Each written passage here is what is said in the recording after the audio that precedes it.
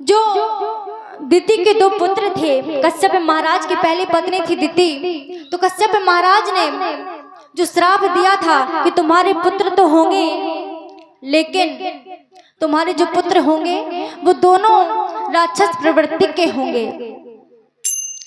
लेकिन जो तुम्हारा पौत्र होगा वो विद्वान होगा, गुणवान होगा, भगवान का परम लाडला भक्त होगा। और वही हिरण्यकश्यप जी के पुत्र प्रहलाद जी भी भगवान के लाडले भक्त हुए। क्यों? क्योंकि उन्होंने भी भक्तों में अगर देखा जाए तो एक और ध्रुव जी, एक और मीराबाई, तो भक्तों में एक प्रहलाद जी भी है। क्यों? क्योंकि उन्होंने अपने भजन के द्वारा प्रभु को खंभे से प्रकट कर दिया। क्योंकि किसी ने बड़ा ही सुंदर पद लिखा है,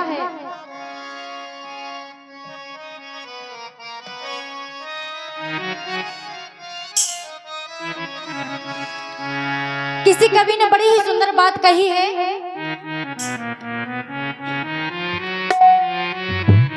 कहा क्या है? अरे सूरे आने के फेरे करने मांगते पे पद, सूरे सो स्वाद कहाँ।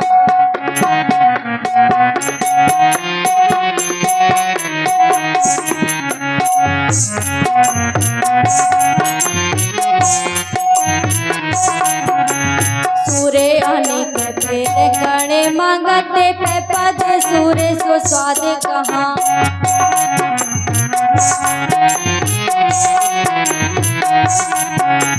ताले मंजीरा बजाती फिरे पर मीरा बाई सी चाले कहाँ।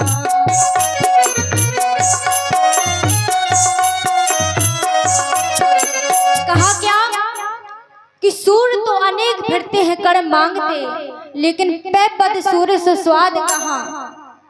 और पुनिताल मंजीरा बजाती फिरे पर मीरा मतवारी सी चाल कहाँ। भक्त तो अनेक हुए, लेकिन प्रहलाद जी के लिए भक्त अनेक हुए जग में, लेकिन प्रहलाद जी जैसा होना चाहिए जिसने कि नरसिंह बसे प्रतिखंभन में पर, अरे काढ़ने को प्रहलाद कहाँ। बोले भक्त तो अनेक हुए, लेकिन जब हिरण्यकश्यप ने कहा कि कहाँ है तुम्हारे भगवान, विद्या प्राप्त कराने के लिए प्रहलाद जी को भेजा विद्यालय में, लेकिन सीखा क्या? जब हिरण्यकश्यप जी पूछते कि आज गुरुजी से तुमने क्या सीखा, तो केवल एक ही जवाब देते, बोले आज मैंने नवोदय भक्ति का रसपान किया, बोले आज मैंने प्रभु का ये मंत्र सीखा। और कहते केवल क्या? अरे भज मन नारायण नारायण नारायण,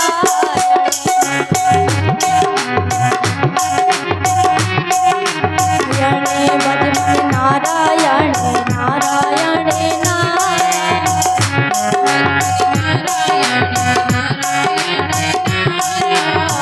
श्रीमन नारायण नारायण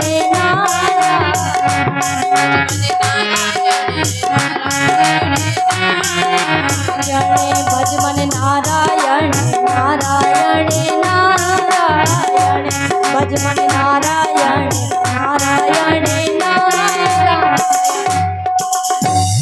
जब हिरण्यकश्यप जी पूछते कि आज तुम बेटा क्या सीख करके आए हो, प्रहलाद जी एक ही जवाब देते, पिताजी आज मैंने नवोदय भक्ति का रसपान किया और पता है आज मैंने ये मंत्र सीखा।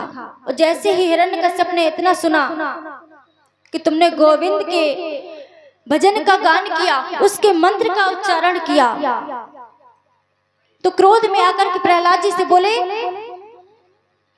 मैंने तुझे इसलिए भेजा था विद्यालय में कि तू ये सीख करके आ। प्रहलाद जी बोले पिताजी मैंने गलत क्या किया? क्या भगवान का नाम लेना कोई गलत बात है? तो मुझे क्षमा करिए। हिरण्यकश्यप बोला तुझे पता नहीं? अरे वो कौन है? वो मेरा शत्रु है और तू मेरे शत्रु का भजन करता है, उसका नाम मेरे सामने लेता है, तेरी इतनी हिम्मत। प्रहलाद जी बोले पिताजी मैंने गलत क्या किया, मुझे उनका नाम अच्छा लगा, वो मेरे भगवान है। बोले अच्छा तो तुझे गुरुजी ये सिखाते हैं? प्रहलाद जी बोले हाँ। अब जैसे ही हिरण्यकश्यप ने ये सुना कि ये सब सिखाया जा रहा है विद्यालय में, तुरंत पहुंच गए, शिकायत की। बोले तुम्हारी हिम्मत कैसे हुई कि मेरे पुत्र को मेरे शत्रु का नाम सिखाने की, उसके नाम का गुणगान करने की? अरे वो पता है जब घर पे आता है, महल में आता है तो केवल एक ही मंत्र का जाप करता है, भजमन नारायण नारायण। ये सब क्या है? अब हिरण्यकश्यप तो महान राक्षस, अब जो प्रहलाद जी के गुरु थे, यानी कि असुरों के बच्चों को जो भी धनुर्विद्या, जो भी विद्या शिक्षा प्राप्त होती थी, उनको बड़ी डांट लगाई। बोले भगवान, बोले राजन हमें क्षमा कर दीजिए। बोले आज से ऐसी गलती नहीं होगी। फिर दोबारा प्रहलाद जी को कहा कि बेटा जाओ विद्या प्राप्त करो। प्रहलाद जी फिर से गए और वहां पर जाकर तन्मय होकर के अपने हाथ में ताल मंजीरा लिया और अपने साथ साथ सभी जितने भी वहां पर शिष्य थे सभी बालकों को इकट्ठा किया। बोले आओ आज एक खेल खेलें। बोले कौन सा खेल? बोले देखो मेरे मन का खेल होगा, तुम मना तो नहीं करोगे? बोले बताओ तो खेल का नाम क्या होगा? बोले पहले बताओ, डरोगे तो नहीं किसी से? बोले कहीं तुम उस नारायण का नाम लेने को तो नहीं कह रहे? प्रहलाद जी बोले क्यों, क्या तुम्हें दिक्कत है? वो बालक बोले अरे तुम्हें पता नहीं, तुम्हें इतना तुम्हारे पिताजी डांटते हैं, जब तुम्हें बार बार मना करते हैं कि उनका नाम मत लो तो तुम बार बार उनका नाम क्यों लेते हो? अरे तुम तो ठीक है ठीक बीच में हमें फंसवा दोगे। प्रहलाद जी कहते तुम चिंता मत करो, अरे पता है कुछ नहीं होगा। अरे तुम एक बार मेरे साथ में गा करके देखो, अरे कितना आनंद आता है। जो खेल अपन रोज खेलते हैं उससे ज्यादा आनंद ना आए तो फिर तुम कहना। और उन बालकों को इकट्ठा किया, तन्मय होकर के सारी शिष्य मंडली अब प्रहलाद जी के साथ में नाचने लगी, गाने लगी। और गाने क्या लगी? अरे भजमन नारायण नारायण नारायण,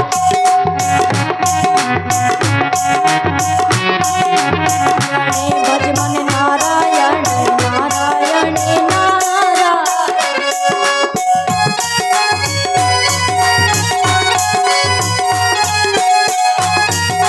हरि बोल।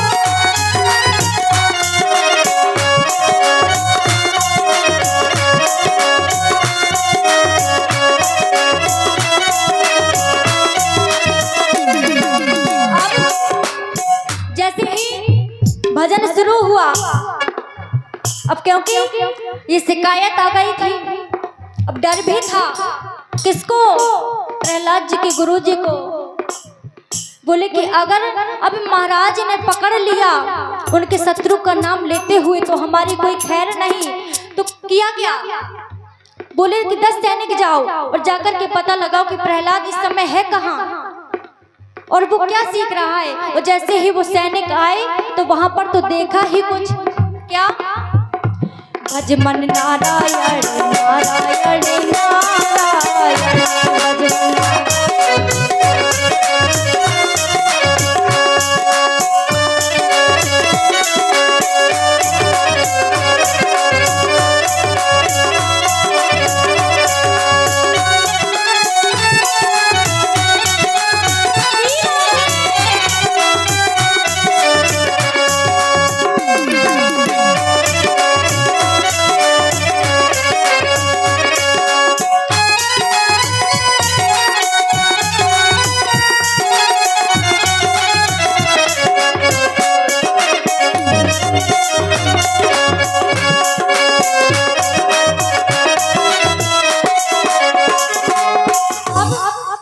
जैसे ही वो सैनिक वहां पर आए तो उन्होंने देखा कि अरे यहाँ पर तो उसी शत्रु का नाम लिया जा रहा है। और अपने प्रहलाद जी केवल अकेले नहीं, सारे जितने के जितने शिष्य थे सभी को इकट्ठा किया है और सभी को नचाने लगे। सभी लोग मग्न हैं, कोई मृदंग बजा रहा है, कोई ताल बजा रहा है, तो कोई अपनी सुर लहरी में गा रहा है। जब सैनिकों ने ये देखा तो कहा कि तुम यहीं रुको, अरे मैं जाकर ये खबर करके आता हूँ गुरुजी को। वो सैनिक दौड़ा दौड़ा गया, उसने सारी बात बताई। बोले पता है गुरुजी, अरे वो उसी शत्रु का नाम ले रहा है जिसके लिए हिरण्यकश्यप जी ने मना किया था।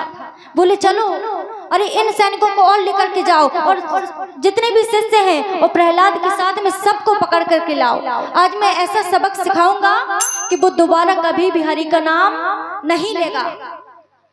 अब 10 सैनिक तो पहले ही थे, तो हुआ क्या, वहां पर देखा उन्होंने कि प्रहलाद जी नाच रहे हैं। प्रहलाद जी ने हाथ पकड़ा उस सैनिक का, बोले आकर के तो देखो, एक बार तुम भी गा के देखो। बोले अरे तुम हमें क्यों नचाते हो, हमें फंसाना चाहते हो, अरे तुम्हें अभी सबक सीखने को मिल जाएगा, फिर तुम्हारी अकलें ठिकाने लगेगी।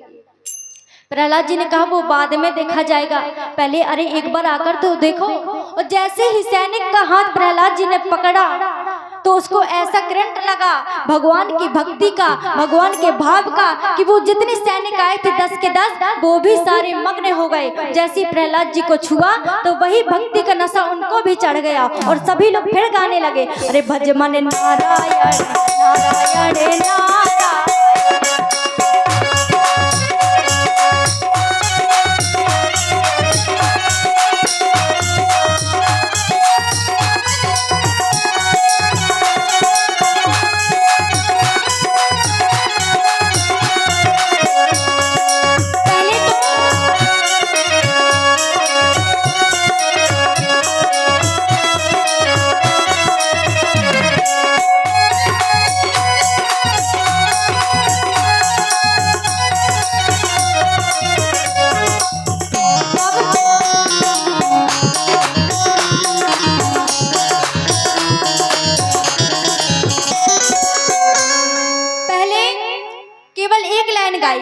कौन सी, अरे भज मन नारायण नारायण नारायण।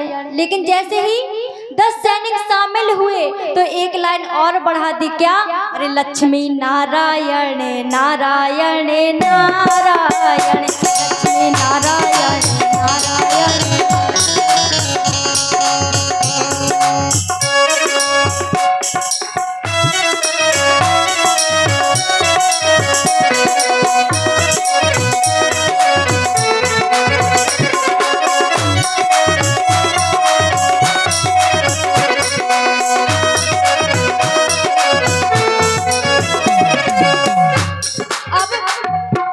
जैसे ही उन 10 सैनिकों ने जाकर के गुरुजी को बताया तो गुरुजी बोले पहले इनको और लेकर के जाओ। तो वहां पर जितने भी सैनिक थे सभी गए। बोले कि अरे जो गए थे वो अभी तक नहीं आए। एक सैनिक ने आकर के देखा तो वो सैनिक जो 10 के 10 गए थे उसमें से 9 के 9 प्रहलाद जी के साथ में नाच रहे थे, मग्न हो गए थे। अरे वो 20 सैनिक और आए, कहा कि यहाँ पर तुम क्या कर रहे हो। तो वो सैनिक उस समय भक्ति में चूर थे, भक्ति का नशा छाया था और वो सैनिक कहने लगे कि अरे जो बाद में होगी देखी जाएगी, जरा तुम भी तो आओ, अरे एक बार इस नाम को गा करके देखो। और जैसे ही उन सैनिकों ने उन सैनिकों को जबरदस्ती पकड़ा, उनका हाथ पकड़ा और अपनी मंडली में शामिल किया तो फिर उनको भी ऐसा झटका लगा, ऐसा करंट लगा कि वो भी भक्ति में छा गए और प्रभु का भजन करने लगे। कहने क्या लगे, अरे श्रीमन नारायण नारायण नारायण, श्रीमन नारायण नारायण।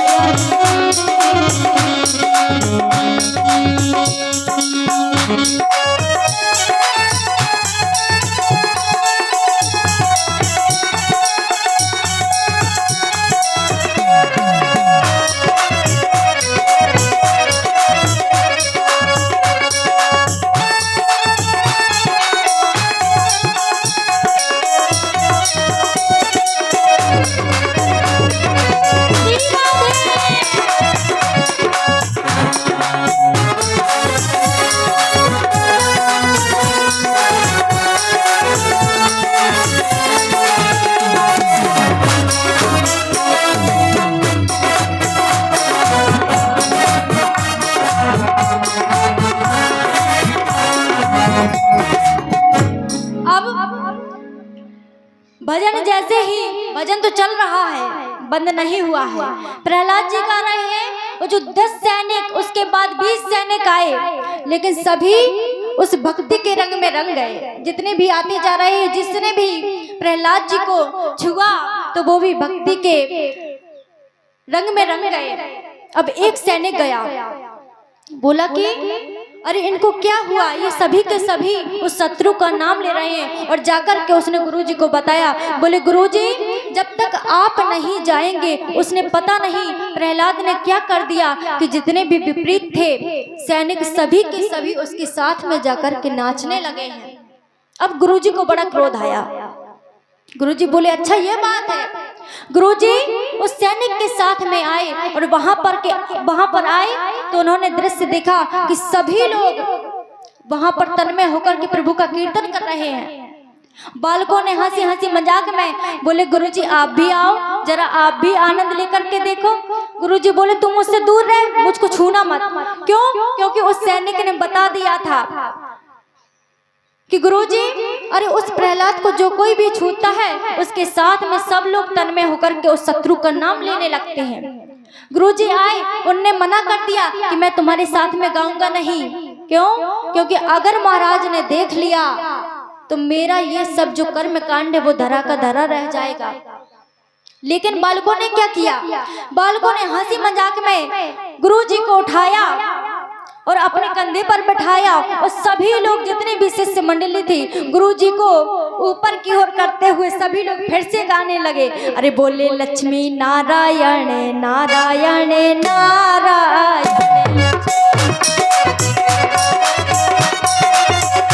सत्यनारायण नारायण नारायण, सत्यनारायण नारायण, श्रीमन नारायण नारायण नारायण। अब ऐसा प्रभु का कीर्तन हुआ कि गुरुजी भी उस रंग में रंग गए। लेकिन इतनी जोर से वो सुर लहरी हुई कि हिरण्यकश्यप के कानों में उस सुर लहरी की आवाज पहुंची। और जैसे ही आवाज पहुंची तो वो क्रोध में उसी जहां पर प्रहलाद जी नाच रहे थे, सारी शिष्य मंडली नाच रही थी, तो वहीं पर आए। उन्होंने देखा कि यहाँ पर हो क्या रहा है। बोले मेरे शत्रु का नाम लिया जा रहा है। उन्होंने क्या किया? उन्होंने कहा कि मैं इसको छूऊंगा नहीं। उन्होंने क्या किया? अपनी गद्दी को मुट्ठी में बांधा और मुट्ठी का प्रहार जमीन पर किया। और जैसे जमीन पर किया तो धड़ाम से आवाज आई। अब जैसे ही आवाज आई तो सारा का सारा जो प्रभु का कीर्तन हो रहा था वो सारा बंद हो गया। इतनी जोर की आवाज की हिरण्यकश्यप की मुट्ठी ने। सभी लोग शांत होकर के अलग अलग खड़े हो गए। प्रहलाद जी से सब अलग हो गए। बोले कि देखो मैंने पहले कहा था कि मैं ये खेल नहीं खेलूंगा। प्रहलाद जी बोले तुम चिंता क्यों करती हो, मैं सब संभाल लूंगा। अब वहां पर तो सबसे पहले डांट लगी गुरुजी को, फिर शिष्यों को, सारे सैनिकों को, और हिरण्यकश्यप महाराज प्रहलाद जी को हाथ पकड़ करके झकझोर करके अपने महल में लेकर आए। बोले अरे मूर्ख, मैंने तुझे कितना समझाया लेकिन तुमने मेरी एक बात नहीं मानी। अरे मैंने मना किया था कि तुम उस शत्रु का मेरे सामने नाम नहीं लोगे, लेकिन तू, अरे तू तो जड़ है, तू मूर्ख है। तुझे कितना भी समझाऊं लेकिन तू ऐसे नहीं मानेगा, तुझे तो मारना ही पड़ेगा। अरे आज पहले तू बता, तुझे तो बाद में देखूंगा, लेकिन पहले उस नारायण को ही देख लूं। और जैसे ही इतनी बात कही प्रहलाद जी कहने लगे कि पिताजी मैंने क्या किया? मैंने अपने प्रभु का नाम लिया। अरे बुला, तेरा प्रभु गया भाड़ में, तुझे देखूंगा बाद में, पहले बुला अपने प्रभु को, तुझे दिखाई देता है? प्रहलाद जी बोले पिताजी मुझे दिखाई देते हैं। बोले दिखाई देते हैं तो तुम अभी इसी वक्त उसको बुला, मैं देखता हूँ तेरे प्रभु को, वो तुझे कैसे बचाता है। पहले तो मैं उस पर प्रहार करूंगा और बाद में तुझको देखूंगा। और जैसे ही इतनी बात प्रहलाद जी से कही तो भगवान नारायण नरसिंह का रूप लेकर के उस खंबे पर आ गए। बोले कि कहाँ है तेरा भगवान? प्रहलाद जी बोले पिताजी मेरे भगवान इस खंबे में है। बोले अच्छा इस खंबे में है? बोले हाँ। बोले इस खंबे को फोड़ो। और हिरण्यकश्यप ने उस खंबे पर जोर का प्रहार किया तो उस खंबे के बीच में से नरसिंह भगवान प्रकट हो गए। बोले नरसिंह भगवान की। और जैसे ही नरसिंह भगवान प्रकट हुए तो उनका देखिए स्वरूप कैसा है।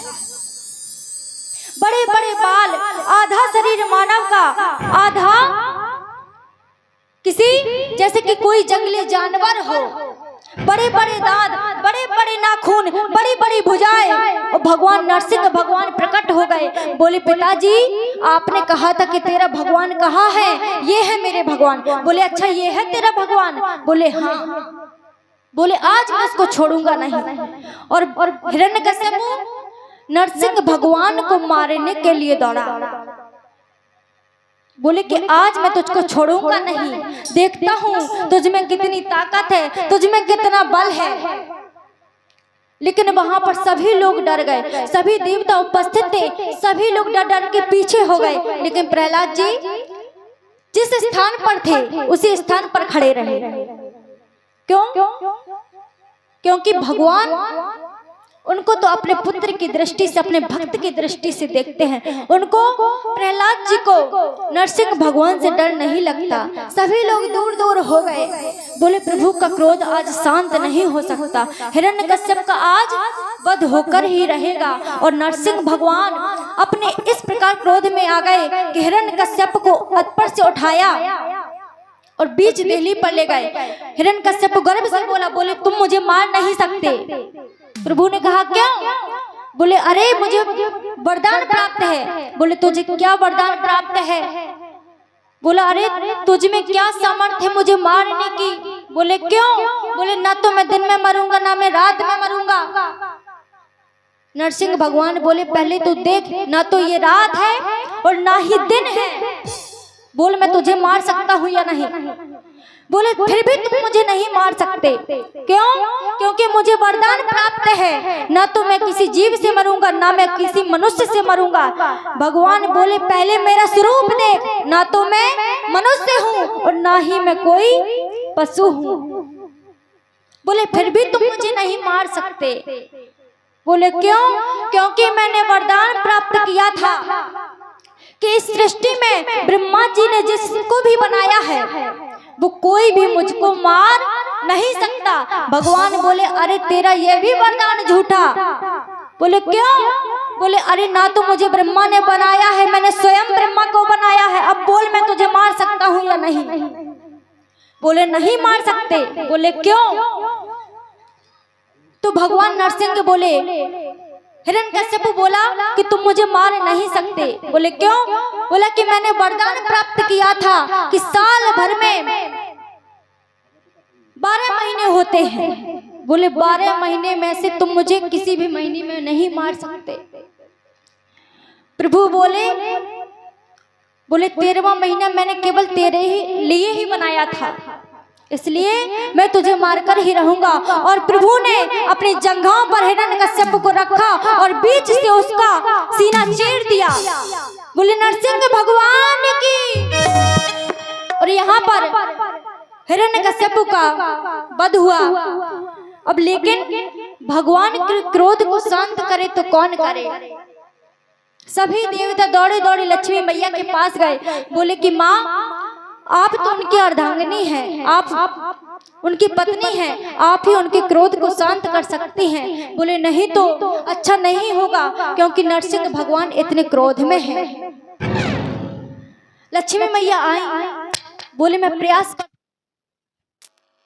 और जब यहाँ पर लक्ष्मी मैया ने कहा कि आप परेशान मत होइए, मैं प्रयास करती हूँ और मुझे विश्वास है कि मेरे स्वामी क्रोध नहीं करेंगे। और लक्ष्मी मैया जैसे ही नरसिंह भगवान के सामने आई और उनके विराट रूप को देखा, नरसिंह भगवान का ऐसा स्वरूप देखा, वो तो डर के मारे कपने लगी और बोली मेरे बस की बात नहीं, आज स्वामी ये मेरे स्वामी नहीं हो सकते। क्यों? क्योंकि उनका स्वरूप तो बिल्कुल अलग था और आज ये कहाँ आधे मनुष्य के रूप में, आधे किसी पशु के रूप में। बोले ये मेरे स्वामी नहीं हो सकते और अगर होंगे भी तो मैं इनका क्रोध शांत नहीं कर सकती। सभी ने प्रयास किया प्रभु के क्रोध को शांत करने का, लेकिन किसी में भी ये सामर्थ्य नहीं कि नरसिंह भगवान के उस रूप को साधारण रूप में लाने की और उनके क्रोध को शांत करने की। तो वहां पर नारद जी उपस्थित हुए। नारद जी ने कहा कि अगर कोई क्रोध को शांत कर सकता है तो वो है भक्त प्रहलाद। प्रहलाद जी से कहा कि बेटा तुम ही प्रभु के पास में जाओ और तुम्हें देख करके हमें विश्वास है कि प्रभु का ये जो क्रोध है वो सारा का सारा शांत हो जाएगा। और जैसे ही महाराज प्रहलाद जी प्रभु के सामने खड़े हुए,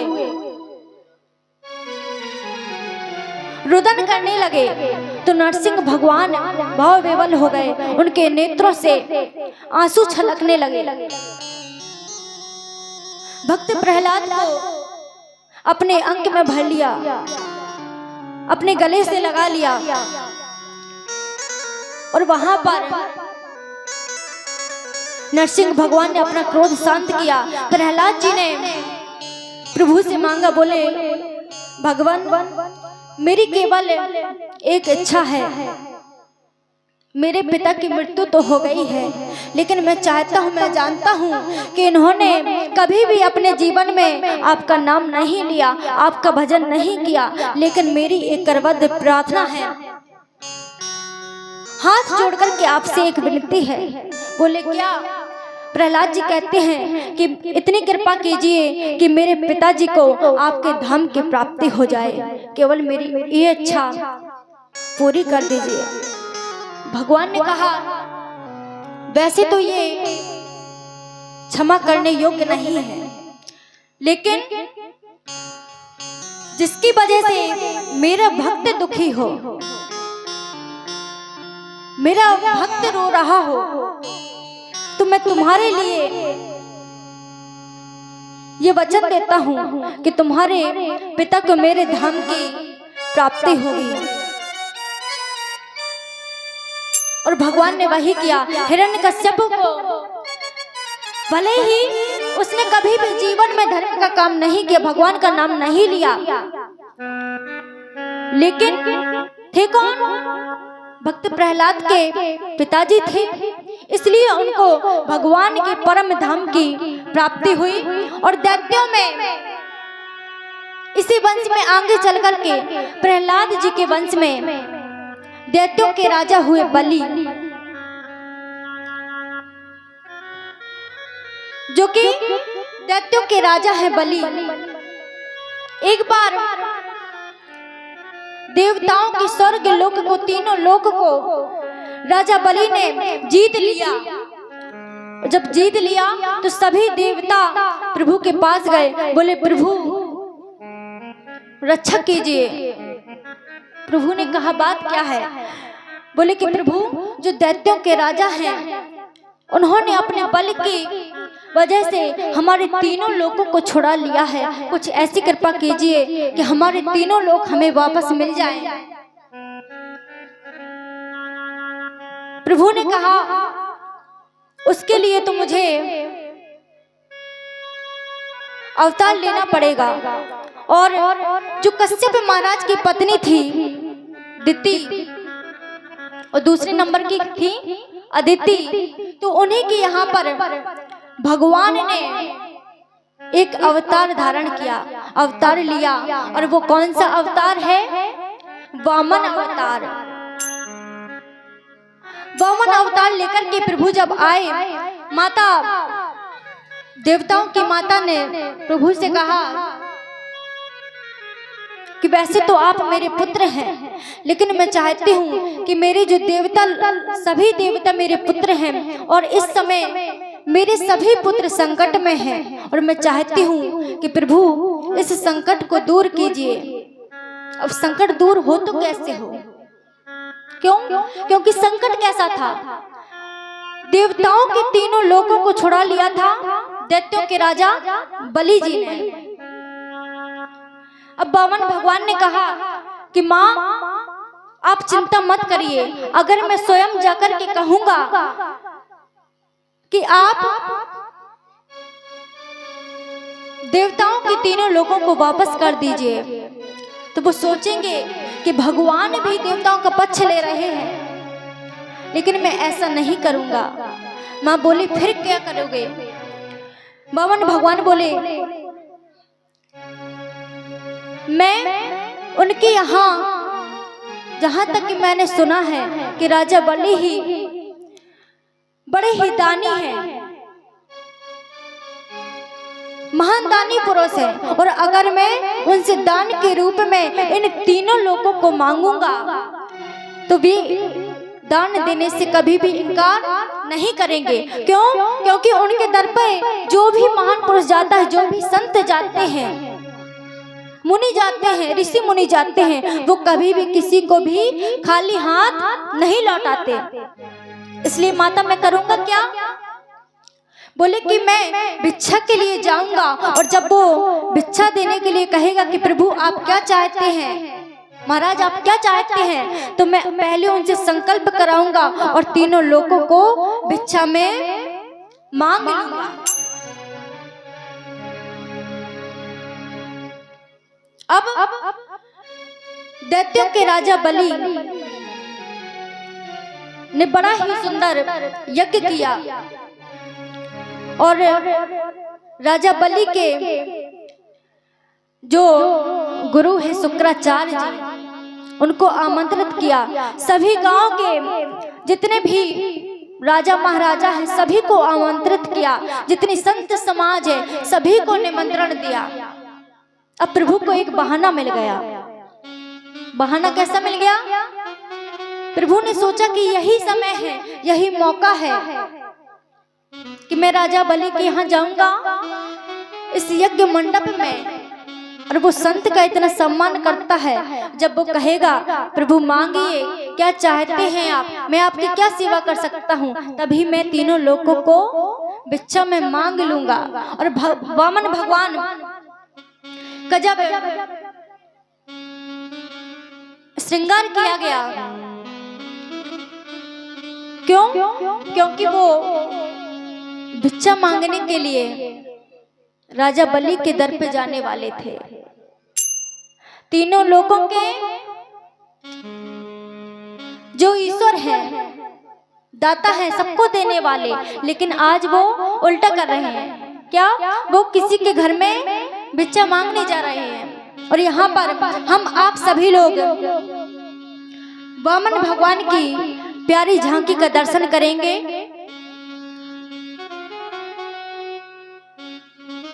राजा बलि ने सोचा